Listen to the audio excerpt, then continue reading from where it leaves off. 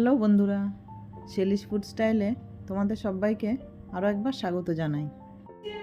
আজকে আমি বানাবো পার্শে মাছের ঝাল। বানানো খুবই সহজ আর তোমরা সকলেই বানাতে পারো, তবে আমি যেভাবে বানাবো সেটাই তোমাদেরকে শেয়ার করছি। চলো বন্ধুরা, রেসিপিটা দেখে নিই। এখানে আমি পার্শে মাছ নিয়ে নিয়েছি। মাছটা ভালো করে ধুয়ে নিয়েছি। মাছের মধ্যে দিয়ে দেব নুন আর দিয়ে দিচ্ছি হলুদ। নুন হলুদ দিয়ে মাছটা ভালো করে মেখে নেব।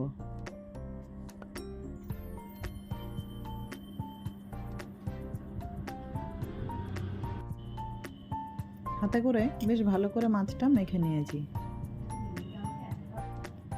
এবার আমি একটা মিক্সি জার নিয়ে নিচ্ছি। দিয়ে দেব 1 চামচ সর্ষে। আমি এখানে সাদা সর্ষে নিয়ে নিয়েছি। আর দিয়ে দিচ্ছি 1 চামচ পোস্ত। আর দিয়ে দেব 3-4টে কাঁচা লঙ্কা। সামান্য একটু জল দিয়ে দিচ্ছি। আর দিয়ে দেব সামান্য একটু নুন। এবার আমি মশলাটা মিক্সিতে বেটে নেব। মশলাটা পুরোপুরি রেডি হয়ে গেছে। এবার একটা কড়াতে তেল দিয়ে দিচ্ছি। তেলটা গরম হয়ে গেলে নুন হলুদ মাখানো মাছটা ভেজে নেব।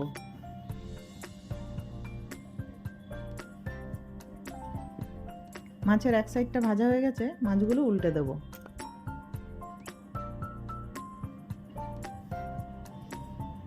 বেশ লালচে করে মাছগুলো ভাজা হয়ে গেলে এবার তুলে নেব।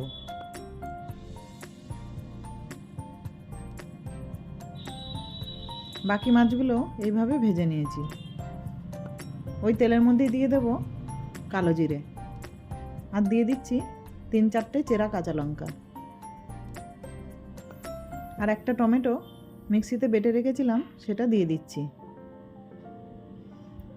মশলাটা কিছুক্ষণ নাড়াচাড়া করে নিচ্ছি। 1-2 মিনিট মতো নাড়াচাড়া করার পর দিয়ে দেব সামান্য হলুদ। আর দিয়ে দিচ্ছি লঙ্কা গুঁড়ো। দিয়ে দেব সামান্য নুন।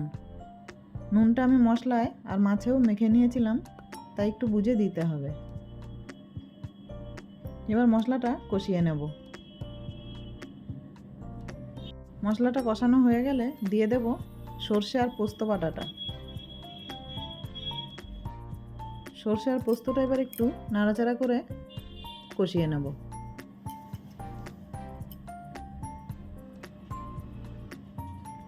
এবার মিক্সির জারটা ধুয়ে একটু জল দিয়ে দিচ্ছি।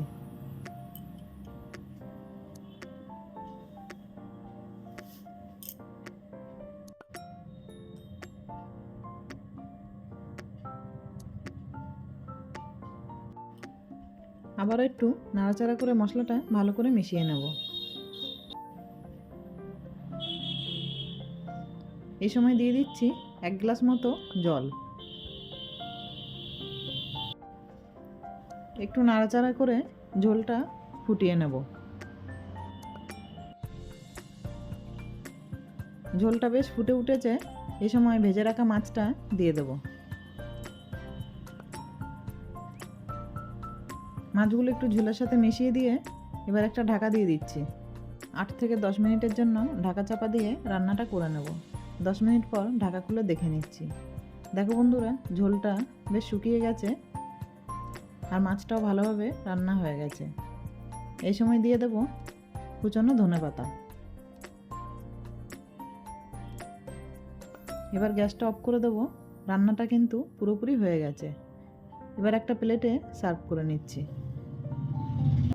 দেখো বন্ধুরা, কত সুন্দর কালার হয়েছে আর খেতেও কিন্তু সেই স্বাদ।